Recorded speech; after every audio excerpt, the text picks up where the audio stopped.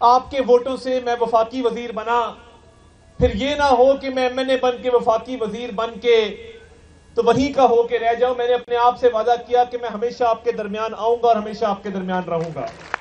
امریکہ سے لے کے برطانیہ سے لے کے مشرق وسطیٰ تک ہر ملک میں جا کے جب میں اپنا تعارف کراتا ہوں تو پتہ ہے میں کیا تعارف کراتا ہوں اس کے ساتھ؟ میں انہیں کہتا ہوں کہ میں اس حلقے سے تعلق رکھتا ہوں جہاں 70,000 کرسچن کمیونٹی کے لوگ رہتے ہیں۔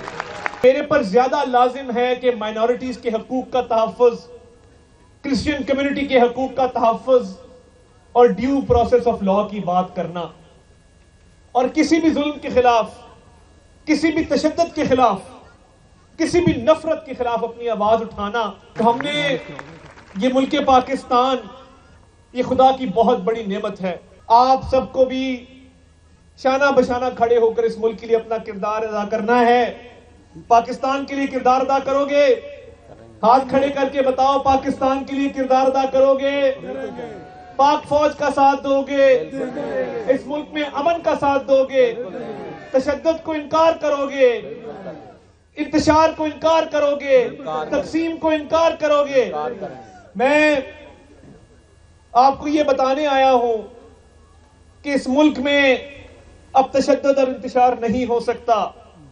جہاں بھی ہوگا ہم اس کے سامنے ایک سیسا پلائی دیوار کی طرح کھڑے ہوں گے، اور میں نے یہ بھی آپ سے وعدہ کیا ہے کہ آپ کے حقوق کے تحفظ کے لیے بھی دنیا میں بھی میں کہیں ہوں، میں آپ کے حقوق کے تحفظ کی آواز ہر جگہ اٹھاؤں گا اور مرتے دم تک اٹھاتا رہوں گا۔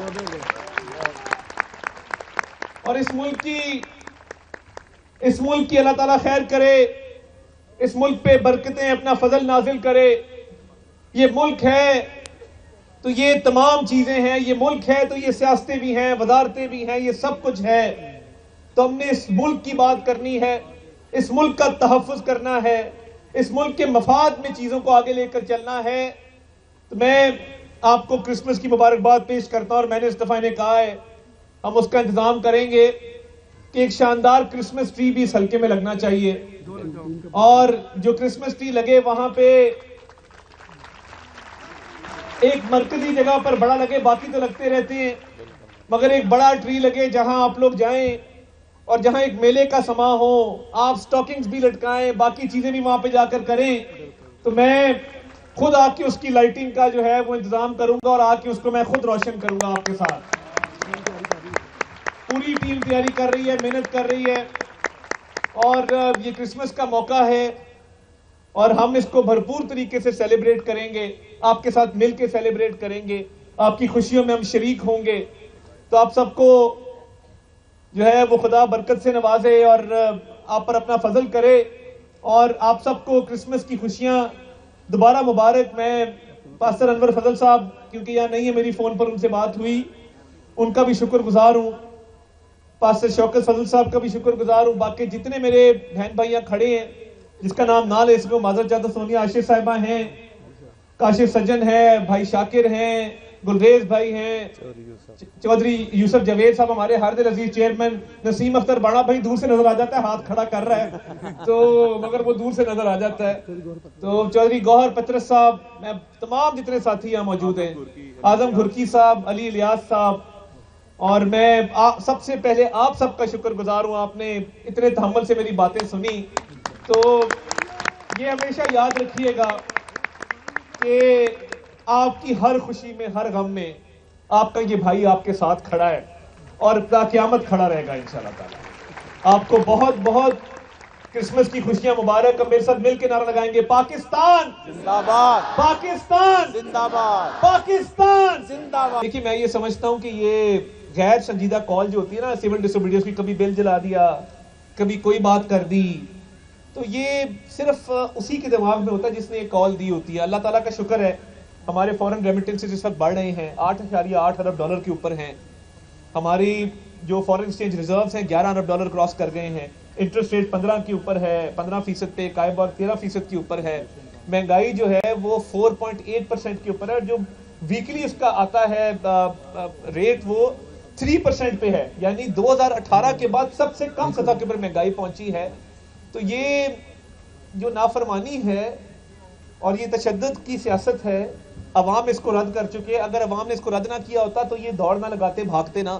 یہ جب بھاگے ہیں تو یہ جو رہ گئے تھے چند سو لوگ, تو جب بہت بڑا مجمع ہو تو کوئی چیز اس کے سامنے نہیں ٹھہرتی, اور ایک جھوٹا بیانیہ بنایا جا رہا ہے, لاشوں کی سیاست کی جا رہی ہے.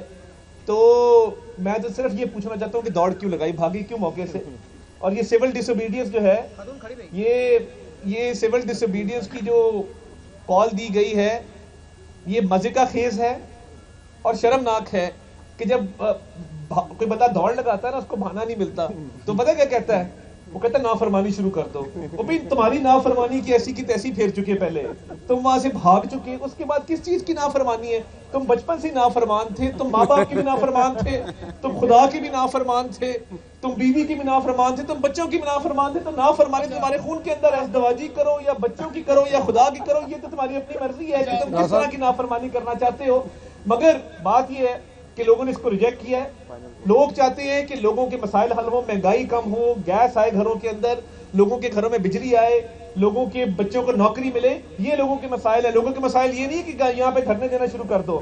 تو یہ جو دوڑ لگائی ہے اس کے پیچھے جھوٹا بیانیہ, کبھی لاشوں کا, کبھی جھوٹا بیانیہ جو ہے وہ سول نافرمانی کا. اب جو مرضی کر لو, تمہاری دال نہیں گلنے والی, تم لوگ دم دبا کے بھاگے ہو اور تمہارا کوئی فیوچر نہیں ہے. صاحب ایک تو اس کو کمنٹ کر دیں کہ اب بہت زیادہ فیک نیوز پھیلائی گئی, جس کو کہ مختلف ممالک کی پارلیمنٹ میں بھی جس کا تذکرہ ہوا, انہی خبروں کو لے کے کہ سینئر وکیل نے 278 کا بیانیہ گڑا اور وہ بالکل اس میں کوئی صداقت نہیں تھی. اور دوسرا, اس پہ کیا کارروائی کرنے جا رہی ہے گورنمنٹ فیک نیوز کے پھیلاؤ گے, اور اس سے نقصان کیا ہوا ہے ریاست کو, یہ بتا دیں. اور دوسرا, ایک آخری کارڈ کی بات کی جا رہی ہے, آپ کے خیال میں وہ آخری کارڈ کیا ہو سکتا ہے؟ دیکھیں, آخری کارڈ جو ہے نا, انہوں نے کہا کہ وہ پروڈکٹس کا بائیکاٹ کریں, تو وہ تو اس کے شیئر اوپر چلے گئے ہیں, اس کا ریٹ بڑھ گیا ان کے یہ کہنے سے. اور دیکھیے جو بات یہ کرتے ہیں, میں یہ سمجھتا ہوں کہ جو سینئر وکیل لطیف کھوسہ صاحب نے بات کی, ان کے گھر سے میرا خیال ہے برآمد کرنے کی 278 لاشیں اگر ان کے گھر میں یہ موجود ہیں. وہ ویسے بھی اب عمر کے اس حصے میں بندہ 17 بترا جاتا ہے, تو میرا خیال ہے ان کو آرام کرنا چاہیے. سیاست کی ان کی عمر نہیں رہی ہے, اور جس طریقے سے وہ جھوٹ بول رہے ہیں اس عمر میں, میں سمجھتا ہوں بدقسمتی اس ملک کی. اور میں تو صرف یہ پوچھتا ہوں کہ دوڑ کیوں لگائی, بھاگے کیوں؟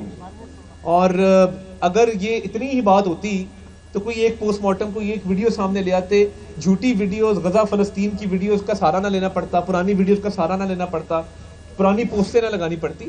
تو یہ بڑی بدقسمتی ہے, اور یہ انتشار کرنا چاہتے ہیں, انتشار نہیں کرنا چاہیے. ابھی بھی ہمارے کیمرہ مین جو ہے وہ 18,000 20,000 میں یہ پی بی اے کے ساتھ ایک دفعہ نہیں 3-4 مرتبہ ٹیک اپ کر چکا ہوں. انہوں نے کہا ہے کہ جب ہم واجبات ادا کر رہے ہیں تو پھر یہ چینل کا فرض ہے کہ وہ اپنی تنخواہیں بر وقت ادا کریں. کے پی میں جو پاک فوج کے جوان ہیں ان پر حملے ہو رہے ہیں, خوارج جو حملے کر رہے ہیں, دہشت گردی کو حکومت کیسے ٹیکل کرے, کیسے؟ دیکھیے, میں یہ سمجھتا ہوں کہ اس حوالے سے آلریڈی نیشنل ایکشن پلان جو ہے وہ اس پر عمل ہو رہا ہے. کے پی حکومت سنجیدہ نہیں ہے, کرم میں لاشیں گری, باقی معاملات ہوئے, ان کی لا اینڈ آرڈر کی طرف توجہ نہیں ہے, اور وہ ایک جھوٹے بیانی پہ سارا پیسہ لگا رہے ہیں. تو میں سمجھتا ہوں کہ یہ ان کی ایک نااہلی ہے, مگر فیڈرل گورنمنٹ جو ہو سکتا ہے اس میں کرے گی, اور پاک فوج اس میں پوری طرح قربانیاں دے گی.